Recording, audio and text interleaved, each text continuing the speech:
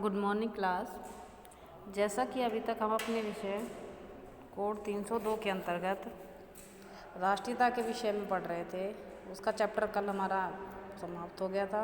तो आज हमारा अंतर्राष्ट्रीयता के लिए शिक्षा, ये आज हमारा नया चैप्टर है। तो इसके विषय में पहले हम अध्ययन करेंगे। अंतर्राष्ट्रीयता का अर्थ। अंतर्राष्ट्रीयता क्या है? प्राचीन वैदिक आदर्श या वैदिक काल से ही, प्राचीन काल से ही एक आदर्श था, वसुधैव कुटुंबकम, अर्थात संपूर्ण विश्व ही हमारा कुटुंब है। एक प्राचीन वैदिक प्रार्थना थी जो हम सभी को आज भी याद भी है कि सर्वे भवन्तु सुखिनः, सर्वे सन्तु निरामया, सर्वे भद्राणि पश्यन्तु, माँ कश्चित् दुर्भाग् भवेत्। अर्थात इसमें समस्त विश्व के लोगों और अन्य सभी जीव जंतुओं के कल्याण के लिए, उनके सुख के लिए प्रार्थना की गई है। यह आज भी असंख्य लोगों द्वारा दोहराया जाता है, क्योंकि इसमें हम लोग कि सभी सुखी हों, सभी निरोगी हों, सभी अच्छे हों और सभी के लिए कोई भी दुख न हो, सभी व्यक्ति मतलब दुख के भागी ना बने।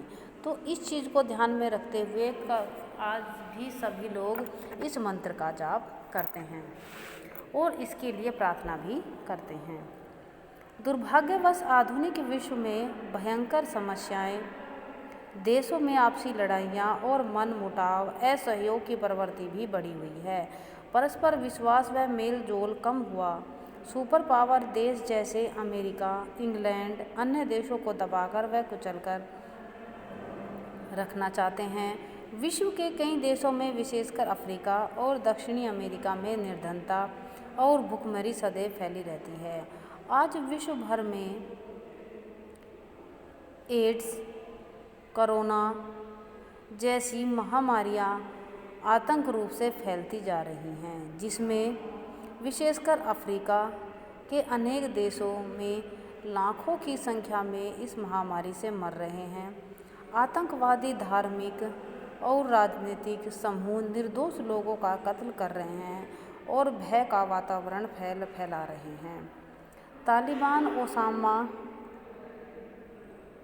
बिन लादेन और पाकिस्तानी आतंकवादी के कारनामे विश्व में शांति और सहयोग की आशा को धूमिल कर रहे हैं। इस विश्व परिप्रेक्ष्य में अंतर्राष्ट्रीय सद्भाव के लिए शिक्षा अत्यंत आवश्यक है। कई दशकों यूनेस्को ने अंतर्राष्ट्रीय सद्भाव के लिए शिक्षा का स्कूल प्रोजेक्ट चलाया। उस समय के UNESCO deputy director general doctor Walter Davis ने अपने शब्दों में कहा है, अंतर्राष्ट्रीय सद्भावना का अर्थ मानवों के परस्पर व्यवहार की आलोच्य और निष्पक्ष ढंग से देखना है, उनको सम्मान करना, चाहे वे किसी भी राष्ट्र अथवा संस्कृति के व्यक्ति क्यों न हों। विश्व भर में लोगों में विश्व समुदाय, विश्व नागरिकता के संप्रत्य समझे जाने चाहिए। सभी देशों की शिक्षा में अंतर्राष्ट्रीय सद्भावना, हित चिंतन तथा सहयोग के लक्ष्यों को सर्वोपरि रखा जाना चाहिए, क्योंकि इनको सर्वोपरि रखना अत्यंत आवश्यक है। शिक्षकों और विद्यार्थियों को उनके शिक्षा काल में यह बताया जाना आवश्यक है कि मानवों को विश्व समुदाय बनने के लिए एक ऐसी शिक्षा अनिवार्य है, चाहे वह आपसी अंतर या झगड़े की भी हो। सभी राज्यों का कर्तव्य है कि वह आपस में सहयोग करना न केवल उनका कर्तव्य है, बल्कि स्वयं के अस्तित्व के लिए भी अनिवार्य है।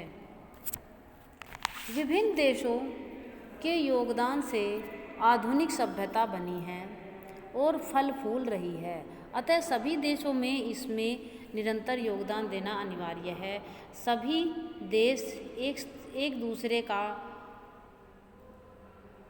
सम्मान करना, व्यापार करना, आमदनी, शिक्षा, सुरक्षा भोजन व अन्य कई मामलों में एक दूसरे पर निर्भर हैं।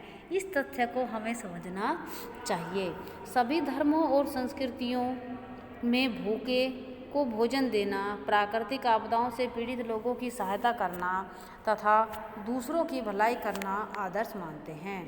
इस आदर्श को विश्व स्तर पर यदि अमल किया जाए या विश्व स्तर पर लाया जाए, जब किसी देश में भयंकर भूकंप, सुनामी, लहरों जैसे चक्रवात, बाढ़ आदि से हजारों लाखों लोग मरते हैं और उनसे भी अधिक लोग बेघर, घायल, भूखे, असहाय और अनाथ हो जाते हैं, तो अवश्य ही विश्व में प्रत्येक बालक, किशोर और युवा के हृदय को पसीजना चाहिए और तुरंत यह भावना बलवती होनी चाहिए कि वह उनकी आपदा को और कैसे अपना योगदान दे। केवल इसके लिए प्रार्थना करने से भी काम नहीं चलेगा।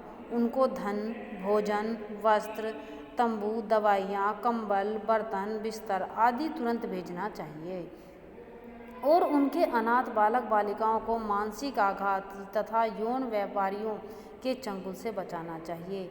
सभी सभ्य और संपन्न सरकारें तथा संपन्न नागरिक तथा यूनेस्को, FAO, वर्ल्ड वेव तथा अंतर्राष्ट्रीय स्तर के संगठन ऐसे अवसरों पर खूब सहायता भेजते हैं। बिल गेट्स नामक विश्व के सबसे बड़े और सबसे अधिक धनी व्यक्ति, जो माइक्रोसॉफ्ट कंप्यूटर कंपनी के मालिक हैं, ने अरबों रुपए की सहायता से भिन्न भिन्न देशों के निर्धनों के लिए उनकी मदद की।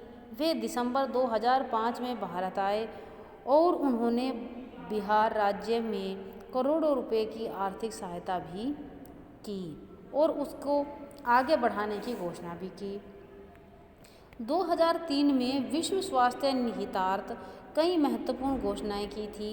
उन्होंने सीटल में दिसंबर 2005 को विश्व के विख्यात 250 वैज्ञानिकों को सभा में संबोधित करते हुए कहा कि वे $450 मिलियन देने को तैयार हैं ताकि विश्व भर के लोगों के स्वास्थ्य की बीमारी व कुपोषण से रक्षा के लिए बड़े बड़े प्रोजेक्ट चलाए जा सकें। जैसे वैज्ञानिक ऐसे केले और सोरगम की नस्ल का विकास करें जिससे विटामिन ए हो।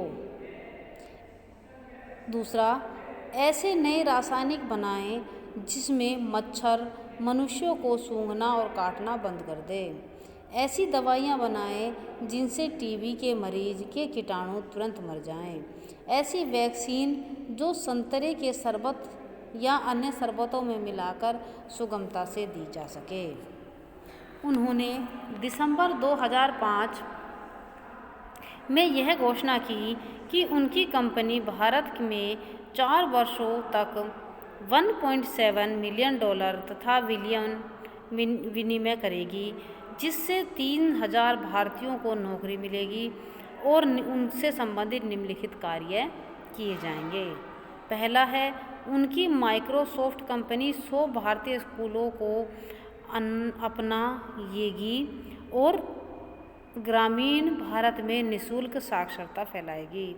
कि माइक्रोसॉफ्ट कंपनी जितनी भी उनकी 100 कंपनियां हैं वो 100 भारतीय स्कूलों को अपनाएगी और उसमें ग्रामीण को और उन स्कूलों को निःशुल्क सहायता प्रदान करेगी। स्थानीय ज्ञान व आर्थिक जीवन में सुधार। तीसरा, नगरों में अपनी कंपनी के व्यापार केंद्र खोलना। चौथा हमारा है, भारत को माइक्रोसॉफ्ट शोध के लिए महत्वपूर्ण केंद्र बनाना। यह अंतर्राष्ट्रीय सद्भावना का सबसे तरोताज़ा और महान उदारवादी उदाहरण है। अंतर्राष्ट्रीय सद्भावना की भावना से प्रेरित होकर हजारों विदेशियों ने आंध्र प्रदेश के आध्यात्मिक गुरु श्री सत्य साईं बाबा के अस्पतालों और शिक्षा संस्थाओं को केरल की महान आध्यात्मिक संत माता अमृतानंदमयी के अस्पतालों, विद्यालयों व समाज सुधार के कार्यक्रमों में अरबों करोड़ों रुपए दान स्वरूप में दिए हैं। अब अंतर्राष्ट्रीय स्तर पर जो भी कार्य है उसके विषय में अध्ययन हम कल करेंगे।